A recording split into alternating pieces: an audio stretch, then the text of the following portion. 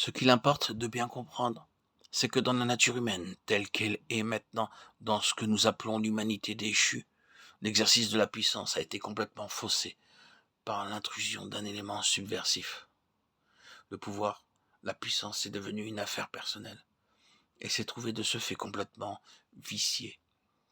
Il n'a jamais été dans la pensée de Dieu de faire de l'homme un ver de terre, un être bas et rampant, dépourvu de toute dignité. Son intention au contraire était de le parer de noblesse et de magnificence, comme il convenait au produit le plus beau de son activité créatrice, de l'honorer d'une grande dignité et de le doter richement dans le domaine de la force, de la puissance et de l'influence qu'il pourrait exercer.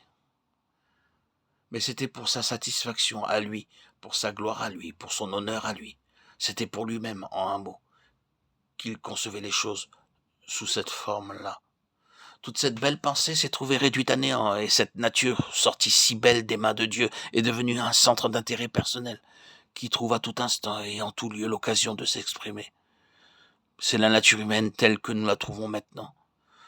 Ce n'est que quand le principe de la vie propre a été brisé sans retour que nous pouvons accepter avec joie la dernière place pour l'amour du Seigneur.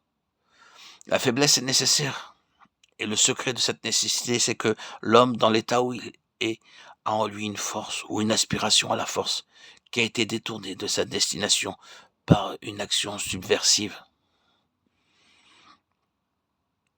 Nous avons Satan, dont le plan général nous est bien connu. Son seul but, l'objectif qu'il poursuit avec plus d'acharnement que n'importe quoi d'autre, c'est la force, l'empire, la domination. Et cette idée, cette suggestion, cette convoitise, il a réussi à la communiquer à l'homme et à la lui faire accepter. Être comme Dieu, avoir de la force pour lui-même, sans plus se soucier de sa dépendance de Dieu. Ainsi, s'est constituée entre l'homme et Satan cette horrible fraternité, la recherche de la puissance pour des fins personnelles. Que ce soit là notre but avoué ou non, il n'importe. Nous avons cela dans notre nature malgré nous. Les saints eux-mêmes découvrent en eux cette tendance-là. Quand Dieu les fait prospérer, quand Dieu accumule sur eux ses bénédictions, ils s'aperçoivent que dans la vieille nature, il y a toujours cet ennemi et honté qui n'hésiterait pas à s'emparer des grâces mêmes de Dieu pour les exploiter à son profit et s'en faire une gloire personnelle. Il fut merveilleusement soutenu jusqu'à ce qu'il devint puissant, nous est dit Osias, et jusqu'à ce qu'il se servit des bénédictions sans nombre que Dieu lui avait octroyées comme d'un prétexte pour s'élever outre mesure. 2 Chroniques 26, 15, 16. Il portait alors une main téméraire dans le domaine sacré du sanctuaire. Osias avait été élevé. Et cette chose mauvaise, cet ennemi du dedans, qui, même chez les saints les plus merveilleusement soutenus et bénis de Dieu, reparaît de temps à autre, devient leur perte.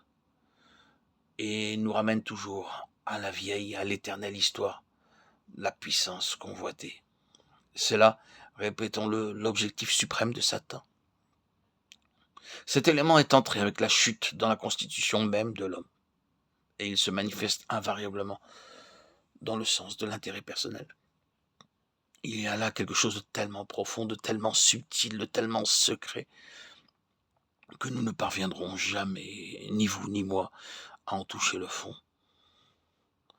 Nous ne pourrons jamais en avoir raison.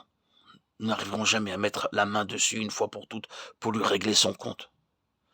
C'est quelque chose qui nous dépasse, tant par sa profondeur que par ses détours, ce désir d'être fort, se manifeste sous des dehors qui sont parfois si habilement camouflés qu'ils réussissent à nous donner le change et à se faire prendre pour légitimes.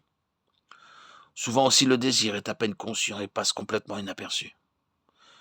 Vous aurez à peine à le croire, mais une proportion considérable des maux qui nous atteignent, des ravages, des ruines, des limitations de toutes sortes, qui éprouvent le peuple de Dieu, n'a pas d'autre cause. On peut s'en rendre compte si l'on veut bien se donner la peine d'aller au fond des choses. entre cette aspiration particulière de notre nature et des vrais intérêts du Seigneur, il y a un antagonisme implacable. Être fort, sous une forme ou sous une autre, dans un domaine ou dans un autre, n'importe où, n'importe comment, mais au moins être fort. Voilà le cri du cœur de l'humanité déchue.